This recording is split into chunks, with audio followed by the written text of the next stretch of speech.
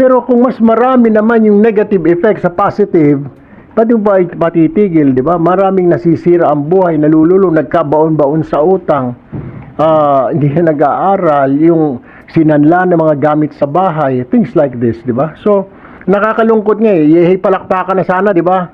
Nawala ang pogo, pinalitan naman ng pigo. What's the use?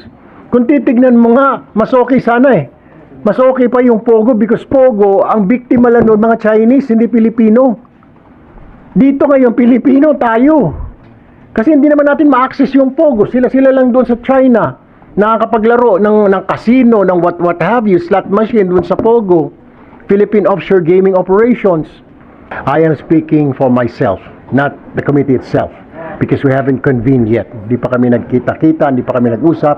I also want to hear their side. But, if I can have it my way, kung akong tatanungin nyo personally, I want this online gambling stop. Kung ako po masusunod, ora mismo dapat itigil na ang online gambling. Because of the fact, masama na po ang nangyayari. May mga bata na hindi na nag-aaral. May mga pamilya na naghihiwalay. May mga baon na sa utang. Hindi na umaabot sa bahay ang sweldo. Naghihiwalay ang pamilya, nag-aaway-away. May mga karamihan hindi na nagagawa ang trabaho. Take the case of that lawmaker na nahuli, nag-online sabong. Yung isa, card games. E nakakahiya naman, di ba? We have to stop this. This is getting serious by the day. So online gambling must, not should, must be stopped. Pero definitely, it is the job we can only recommend to Malacanang, to the executive, our position right now kasi wala pa po tayong batas. But given the chance, definitely, kung tatanungin niyo ako, ayoko na ng online gambling. So total ban, sir? Exactly. I mean, sinasabi ng executive because may mawawala yung kanilang yung income, of course, we understand that. Pero we also have to weigh yung cons, di ba? Yung effect, social effect. Yun ay nabanggit ko sa inyo, mga bata hindi na nag-aaral, hindi umaabot ng sweldo sa bahay, panag-sweldo si mister. Mga tao, imbis na magtrabaho, nandun, pumunta ka sa palengke, pipindot-pindot ng papiso-piso na sa slot machine, yung scatter. Yan ang mga uso ngayon eh. Scatter, sabong. Mabuti pa ito mga ito, legit. Yung online sabong, illegal eh. Di ba? Sir, so pag nag-meet po kayo sa committee, bukas na. Hello. Check. Ito na. Sir, pag nag-meet kayo sa committee, as chair, you will recommend to conduct hearings on online gambling? I would like to hear sa lahat ng member, what's their opinion? What do you think? Lahat sila tatanungin ko. For now, kasi I believe I had Senator Bongo and Senator Bato de la Rosa as Vice Chair, and then Senator Rafi as member. I don't know kung sino pa magpapalista. And I'll definitely ask them anong position. Because I will tell them up front my position is. And I will say, ito ang problema natin ngayon, di ba? We need to stop this. But kung mayroon ko kontra, sabihin ko, I want to listen, I want to hear. Ano ba yun? Kasi kung sasabihin na kita ng gobyerno, we understand that. Pero kung mas marami naman yung negative effect sa positive, pati ba patitigil, di ba? Maraming nasisira ang buhay, nalululong, nagkabaon-baon sa utang, hindi na nag-aaral, yung sinanla ng mga gamit sa bahay, things like this, di ba? So, and siguro kailangan talaga pag-usapan, alright? Dahil, alam ko sa executive, we have to convince executive habang wala pang batas. Now, sir, we have to stop this. We've heard naman the pronouncement of the President. Tama naman siya. Pag pinutol natin, sabi ng PAGCOR, mag-underground. Case in point, online sabong. Walang online sabong, pero paano yung isang mambabatas nakapanood ng online sabong? Bawal yun. Ibig sabihin, nag-ooperate ang online sabong. Itong online sabong na ito, hindi nagbabayad sa PAGCOR, hindi nagbabayad ng taxes, nothing. Diba? So, nasasayang. Nakakalungkot nga eh, palakpakan na sana, di ba? Nawala ang pogo. Pinalitan naman ng pigo. What's the use? Kung titignan mo nga, mas okay sana eh. Mas okay pa yung pogo because pogo, ang biktima lang noon mga Chinese, hindi Pilipino. Dito ngayon, Pilipino tayo. Kasi hindi naman natin ma-access yung Pogo. Sila lang doon sa China. Nakakapaglaro ng casino, ng what have you, slot machine doon sa Pogo. Philippine Offshore Gaming Operations. Sir, ito ang gusto ninyong i-release. Yeah, exactly. Definitely. Dapat meron tayong executive order, siguro. Pero we have to recommend to the President. Pero before that, I will have to talk to the committee. Where do we go from here? Dapat we're on the same page, di ba? Hindi pwede yung chairman ayaw, pero ilang members ko hindi. Dapat unanimous. Decision natin para malakas-lakas. Sige, we go to the President, we go to Malacanang, we go to Senator Chis. Senator Chis, ito ang posisyon ng committee. Habang wala pang EO, wala pang one, na definitely the Committee on Games and Amusement is against online gambling. Senator, Senator, amount of regulation po tingin nyo? O kahit na strict regulation?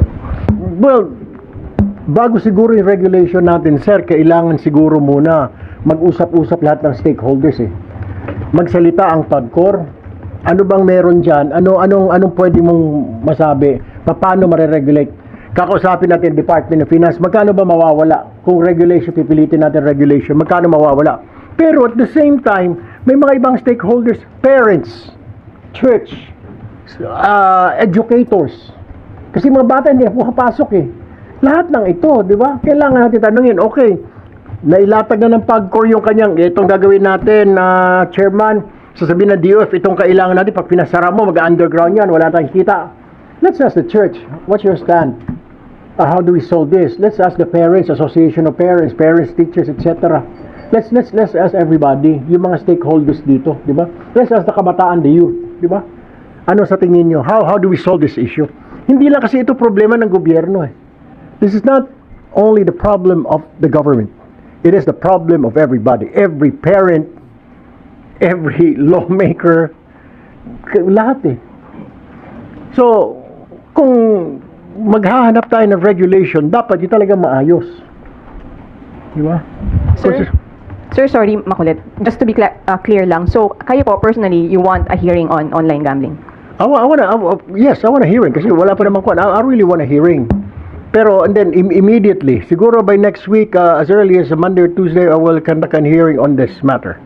I'll call PAGCOR, I'll call the Department of Finance. In the interim, kung habang wala pang batas, wala pang executive order from the President, gusto niyo rin ba parang sense of the Senate just to express the sentiment of the chamber regarding this? Exactly, that's what we're going to do, sir. Actually, very frustrating nga. Nagbigay ng instruction si PAGCOR Chair Altenco na bawal na yung mga advertisements ng mga sugalan. Pero nandyan pa rin. Marami pa rin ako nakikita sa mga billboards sa sugalan, mga bet na yan. Okay, sa mga social media, lahat. My kids, they watch YouTube, di ba? May mga anak tayo, nag-YouTube. So nakikita yung sugal na yun. Eh, malay natin, tayo ngayon, nandito tayo sa Senate, baka yung anak na natin sa school, nag-i-scatter. Oh, walang parameters eh. No control. Isa pang kinakasama ko ng loob, bukod doon sa mga advertisement na pinopromote pa ng mga artista, dapat i-ban yun. Pangalawa, yung GCash, Jesus Maria Jose, Paymaya. Sila pa mismo, pumunta ka sa GCash, pwede ka maglaro, papiso-piso. What in the world? Diho ba? It's really bad. Sir, just to clarify lang, bale, mag-hearing muna kayo, sir, bago kayo magkaroon ng stand sa committee nyo, bago kayo mag-sisik ng audience sa Pangulo for an EO. Tama We'll po ba, do sir? that. Kailangan unanimous kami. And I believe I can convince all the members. Kasi si Senator Raffy, nag-file na siya ng bill na ban on gambling, online gambling. Tapos yung ibang mga kasamahan namin, nag-file na rin sa Senator Villanueva. So, what I'm saying, my point is, pag-uusapan namin, and then we will definitely, we will inform the Senate itself, and then the President will go up there. And of course. I want to hear, siyempre. I want to hear baka sabihin naman mga kasama ko, hoy, hindi lang ikaw ang tao dyan sa committee na yan. May mga vice chair ka rin, may mga members din. I want to hear. Pero, I can tell you, I can convince these people. I can convince yung 2 vice chair and then a couple of members, I can convince them na our stand will be no to online gambling. Sir, according to Finance Secretary Ralph Recto, sa ngayon, ang nagdo-dominate yung illegal online gambling about 60%. So, ang kanilang kinukonsider na option, una, higher PubCore fees and franchise charges, additional taxes to be imposed by the BIR, and then broader regulation, including requiring licensed operator to list on the Philippine Stock Exchange. Your comment. Ang problem kasi dyan, ma'am, pag tinaasan mo dyan, napag-aralan ko na yan eh, pag tinaasan mo, mag-underground eh. Too much, too expensive na eh. Take the case in Pogo.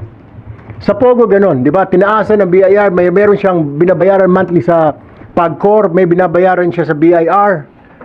Sobra-sobra, 3% dito sa kabila. Yung iba, nag-underground ng mga Pogo. Di ba? Sara lahat, 100% lang maging underground yung online Exactly, gambling. yun din yung sinasabi natin. Eh sinasabi na ba, pahuli natin. Hindi effective eh.